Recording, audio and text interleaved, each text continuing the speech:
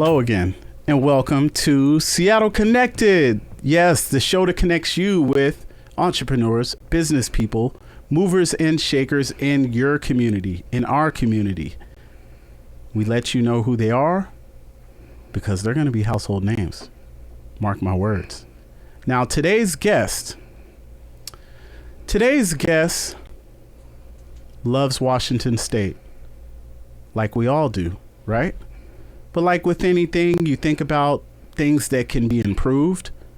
You think about changes that need to be made to make Washington as strong as possible.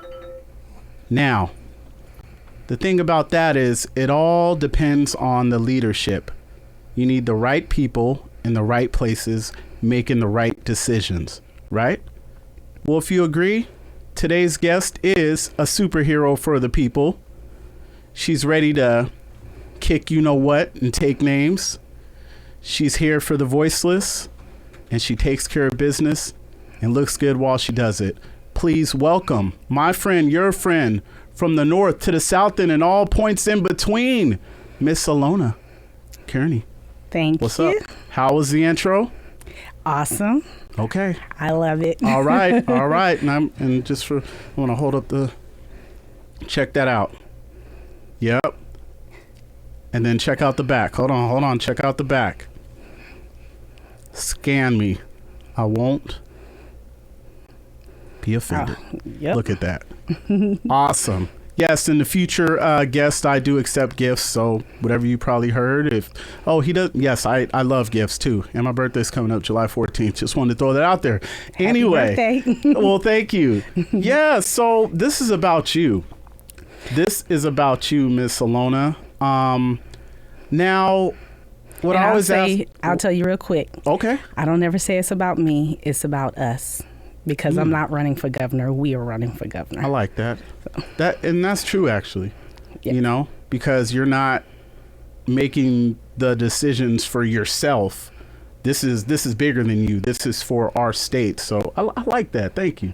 Thank you for correcting me. Now, like I always ask people, are you originally from Washington? Are you a transplant? Are you kind of in and out?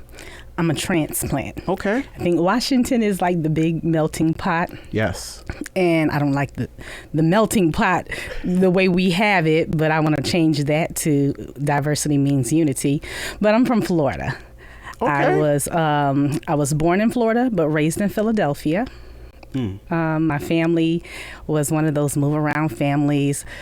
My mom, we went to New Jersey. Most of the time we were in Philadelphia, a little bit of Bridgeport, Connecticut, then back to Florida. Okay. And then, of course, I went into the military.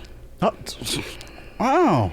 What are you, like 150 years old? Man, that's a very fulfilling, long life. Now, what part of Florida are you from? I'm from a small town called Inverness. Inverness is near, if anybody knows about the manatees, Homosassa Springs, but anybody who doesn't know, I would say it's kind of central to between Gainesville and Tampa. Okay. So I guess going the other way, I have family in Coral Springs. Okay. Yeah. So, yeah, it's beautiful. Beautiful. We try to get down there every other year or so. You know, it's a good amount, not too much, not too little. Yes. So what was your your childhood growing up? Were you mostly in Florida at that time, or were you in Philly for most of your childhood? I was in Philly most of my childhood. My mother is a pastor, and so it was a lot of church going. Okay, shout out to your mom.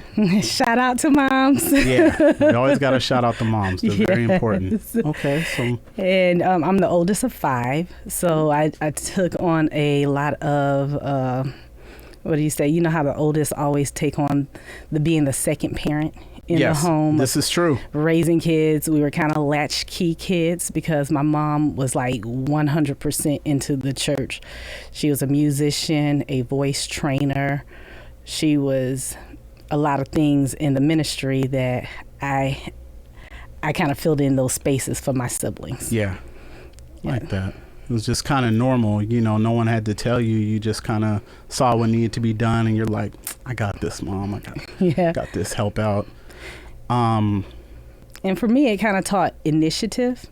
So I always knew how to discern what my mom needed without her saying anything, as well as what was going on with my siblings. If it was, they're having an emotional day and they need comfort and, hey, mom's busy. Let me go ahead and jump in here and take care of those things. And I know a lot of people say, oh, kids shouldn't have to be being adults. But sometimes when you have a home where your parents are having to work 2 and 3 jobs, what else do you do? Right. So everyone has a part to play, right? Yes. So Miss EL'ona. Now, when it comes to politics, most people think, oh, politicians aren't genuine, or they're always lying, or they'll say a bunch of things and they don't really mean it. And unfortunately, that's really the norm nowadays. I think people are at a point where they're just tired of being lied to. I think if you're honest, they'll at least respect you more. Even if you didn't do a perfect job, but you really showed that you tried and you worked for the people, that means a lot, because not everyone's out there doing that or even trying. What made you decide, I want to run for governor? Well, I decided last year. Okay. I told, he wasn't my husband at the time, but we just got married. Congratulations. Thank you. Congratulations. And I said, I'm tired. I'm tired of people telling me to vote for the lesser evil. I'm tired of people always asking, why doesn't somebody genuine and a regular person run? Right. At first I was feeling, I said, why are we even bothering to vote? If it feels like our vote doesn't really our voice doesn't matter. So then I told my husband, I said, well, there's one thing to complain about a system, but then there's another thing to do something about the system. So I'm going to run. Okay. So I decided to run, and, I told him I have a lot of experience. And just as you said, that I'm not paying nobody to go and cover up. If you Google me, oh, she did this, or she has this, and she's done these things. I'm not covering up none of that, because I feel like that makes me a Washingtonian. That's makes it where people understand that I may not know everybody, but I know issues, because I've been there. I've been a single mother. I'm a veteran, a military intelligence veteran. I'm married to a union worker, and I'm an entrepreneur. So I feel that I represent Washingtonians as a whole. No matter what spectrum we come from, I can relate on some level. Yeah, you can. And just everything that you named off, and I know you could probably go on for another 30 minutes, but that says a lot about your character, because not only have you lived a life, you're someone that we know. All those things you listed, we all know someone like that. I think a lot of times we're only seeing people that are, like they're made in a factory, robotic and just perfect and no flaws and whatnot. So I could feel it when you walked in. You weren't like, don't talk to me. You didn't have your security or anything like that, but you were just like, hey, how you doing? You had a nice smile, and I appreciate that. And I appreciate those shoes. Can you get those shoes? Those are nice. Go with my green and blue. Of course, I see you coordinating. Okay, you got to do it. Yeah. So now, I'm going to speak it in existence. It's going to happen. Yes. Putting it in the universe. So when you become governor, what's one of the things that you would like to accomplish, or say, okay, this is one of the first things on my checklist? And, I'll tell people that my platform is not your typical platform. Okay. Most politicians say, oh, I'm going to lower taxes. I'm going to fix the crime and get rid of homelessness. But those aren't things that I make my platform off. I make my platform off of, first off, my core values are unity, community, and support. And my platform is family first, Washington priority, and common sense. So when we're dealing with things, because mental health is very important to me, and I feel like that's like a foundation of addressing those situations.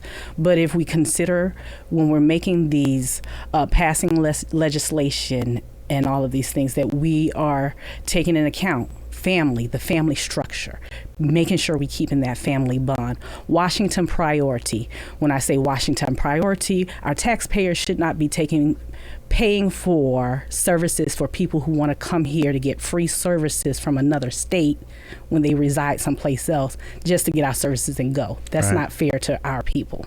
No. And then common sense. I always say, make it make sense to me. Because some of the laws, well, a lot of the laws, we'll sit here and say, I don't understand it. You tell us that, what is this saying of not understanding the law is no excuse. But if you put it in terms that we can't understand, how are you going to say it's no excuse? In which, by the way, that is not what that means, because I've represented myself in court and figured that out. Okay. And I won. Nice. But so that would be my main thing, is making sure that we're considering our family structures when we're doing these things. Mental health, crime accountability, these things are important. And the budget that the governor is creating, because I'm tired of, what do we call it, taxation without representation. I keep seeing bills passed and it's like, oh, we passed these for the people. Like, what? We didn't ask for that. We had a cap and trade that the people voted overwhelmingly for, that we should know about the taxes before they get passed and we should be able to vote on them. Yeah. Well, Bob Ferguson, who is going to be running, has taken that away. Went to Supreme Court. So it's like, these things are not fair when people are voting for things and we're just overturning those things. Yeah. So my main thing is to bring diversity to the table. And diversity, I know it has a little taint to it because of all the things that have gone on. But when I say diversity, I don't care how far the left is or how far the right is, we should be having a seat at the table, so that way we can find good common sense ways to, make things work, to where we can have a comprehensible common area that we can all work together. Everybody's not going to be happy, but we still need to listen to each other at some point. Yeah, and I think that's the only way to get problems solved. A lot of times people don't want to address certain issues because it makes them uncomfortable, but I always think, well, what is not addressing them done? It's like digging yourself in a deeper hole. And as far as addressing things that have been, plaguing our communities, one thing that I thought about a couple days ago, I said, and I wanted to ask you, what would you tell today's youth and teens who feel like, what, why should I even vote? Does it matter? You know what? It's not going to matter. I'll let someone else vote, Well, if you want to make change, I would say get out and vote. And I would want to, I can't remember what political seat he is. I think he's the mayor over in Chicago. The citizens there all got together and voted for somebody that the media was saying, oh, he was a former drug dealer, all of these things.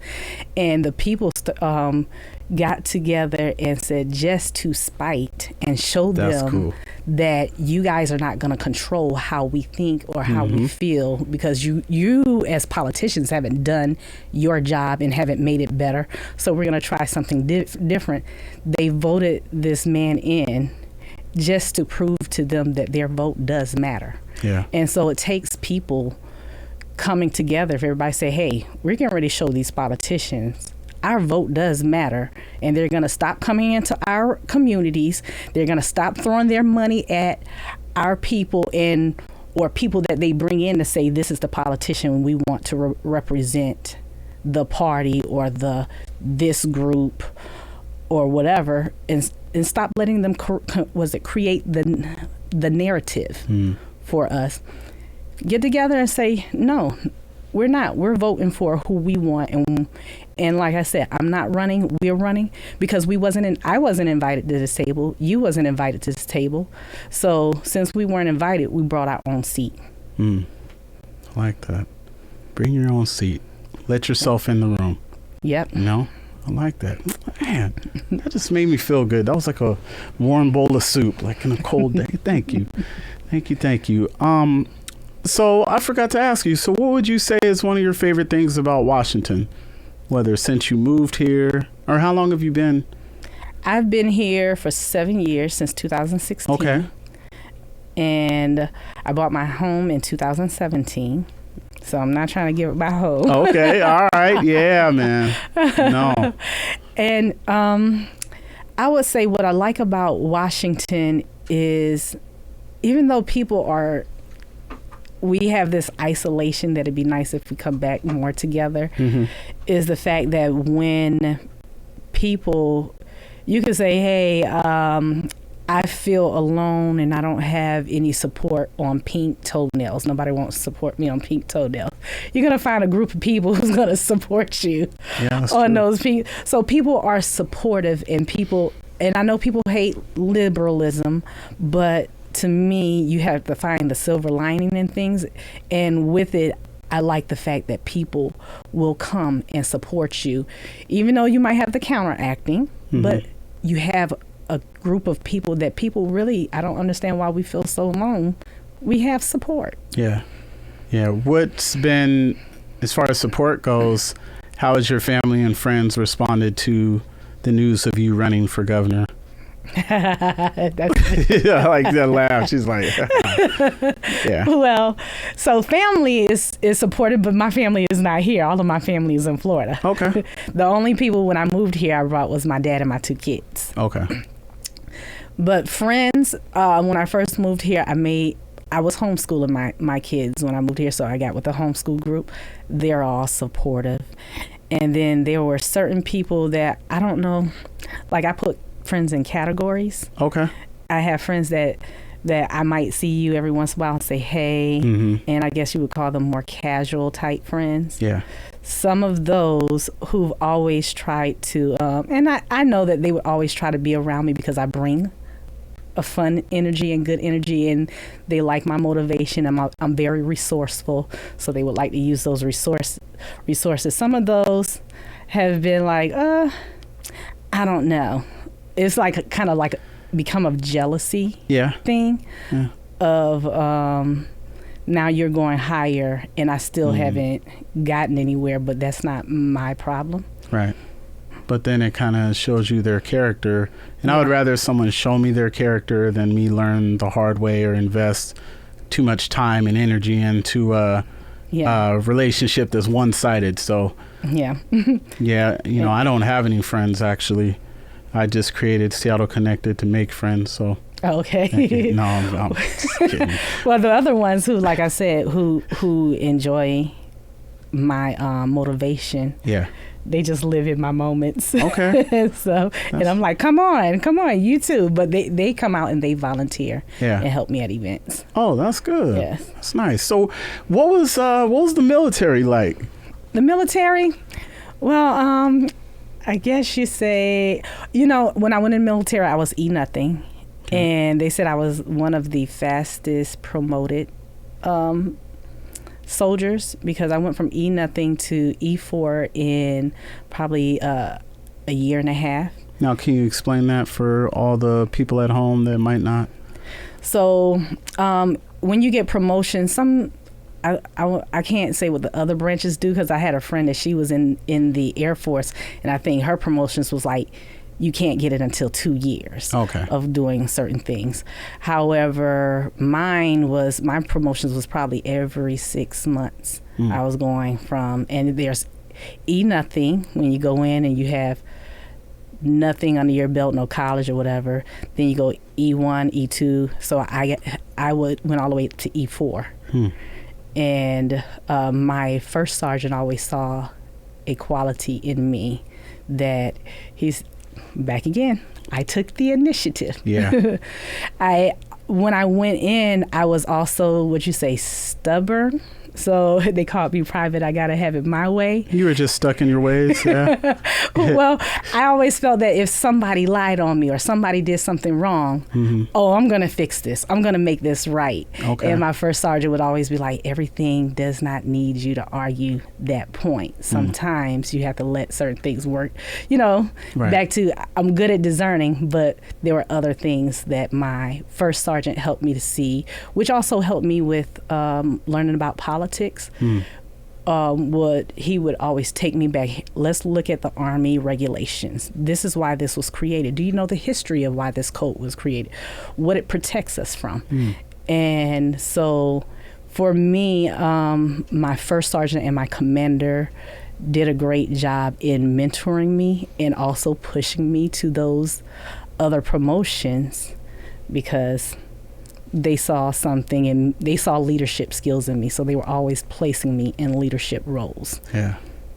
Yeah, I think that's cool when you can find mentors and people that see something in you that you might not see in yourself. Yeah. Because it kind of makes you think, okay, well, if they see this, maybe I can dig a little deeper and see if I can see what they see and develop it. Yeah. So it's always encouraging when even if it's just one person that sees something in you and you say, you know what, I never thought about that, or I'm going to try that. And a lot of times the results, work out pretty good. Yes. Yeah, that's dope. So, you know what, I'm not going to keep you too long. I know you have a busy schedule. I want to let you have the floor right now, and whatever you want to tell the people on why they should not only just vote for you, but support you and support your mission and what you're trying to accomplish for a better Washington, because we're running, not you. We're running. So the floor is yours. Go ahead and have at it. Hello, fellow Washingtonians. Well, my website is peoplebeforeparty.com. And when you go there, I'm looking for people to volunteer. That volunteering helps to, this is a whole state that needs to be tackled. So no matter where you are across Washington, or if you know people throughout Washington that can host me to come and talk to people, to put on events, I'm open. I'm here. I'm very relatable because I'm talking to people. I know most politicians talk on bigger platforms, so right now I'm accessible. Donate. My opponents have millions of dollars. I'm running on me volunteering, and a lot of people think that we have money or funding. They may come from money, but I don't come from money. So once again, it's us, Washington. And so imagine if everyone was given $1 or $5 each, and I have 1 million people donating $5, that's $5 million that I would have in my campaign. We have 4 million some people who come out to vote, well, at least the last election. So imagine if we were donating that, I would have all the funds that I need to be able to compete. I'm going to compete regardless. On my website, I also have a form that you can go and download and help me to collect 5,000 signatures. I really need 2,000, but 5,000 just to make sure I'm in the clear. And the petition is a filing fee petition, so I don't have to pay 2,000 to get on the ballot next year. And keep an eye on my page, follow me. All of my social media is at EL'ona for Gov, EL'ona FORGOV. And let's create more visibility, because we Washingtonians are having a seat at this table, because they say if you're not having a seat at the table, you must be on the menu. So 2024, I'm taking Washingtonians off the menu. Vote for me and donate. Yes. And you guys, please vote for her, donate, support. Check out her website or social medias if you need more information. Follow what this woman is doing. And like she said, this isn't her. This is for us. This is for all of us. And we need to support someone who's out here putting in the work and who's one of us. She's not scripted. She's not robotic. She's a real, genuine person working hard for the people. So if you don't support, you got nothing to complain about. But come on, y'all. I know we can do it. So please, any way you can support her will be greatly appreciated. And once again, look on her social medias, look on her website, and drop a comment or a message to me on our page if you forget, or just play this back. And once again, I thank you so much, EL'ona. This was a excellent conversation, and one that I think needs to be had. Yes. And I look forward to the next one before you become too big and stop answering my calls. But thank you so much for all the work you've done. And I'm going to thank you for the work you're going to be doing when you get elected. Thank you. So thank you. And thank you guys. As always, like I say, it's good to take care of others, but please make sure you take time to take care of yourself. Until next time, stay connected. Peace.